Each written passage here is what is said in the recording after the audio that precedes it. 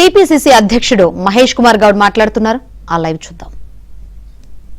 హితానికి సంబంధించినప్పటికీ వెల్లడించవలసినటువంటి ఆ సమాచారాన్ని ఇదివరకు అవకాశం ఉండే ఈ 2023 డిజిటల్ పర్సనల్ డేటా ప్రొటెక్షన్ చట్టం ప్రకారం ఆ అవకాశాన్ని కూడా తొలగించారు.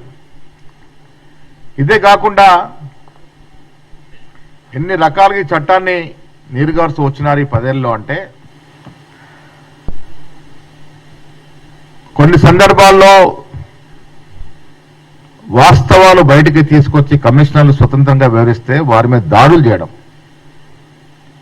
ప్రాణాలు తీసేస్తామని బెదిరింపుకు పాల్పడడం, దాంతో ఈ వ్యవస్థని పగడబందీగా నిర్వీర్యం చేయాలని అసలు నియామకాలకు చెప్పకపోవడం, ఇలా కేంద్ర ఇన్ఫర్మేషన్ కమిషన్ చరిత్రలో 11 పోస్టులో కేవలం 2 మాత్రమే కమిషనర్లు ఉన్నారు.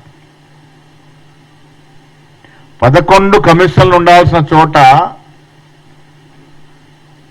కేవలం 2 నియమించినారంటే ఆ చట్టం అసలు ఎందుకు పనికి రాకుండా చేసే విధంగా కేంద్ర ప్రభుత్వం యొక్క ప్రయత్నం.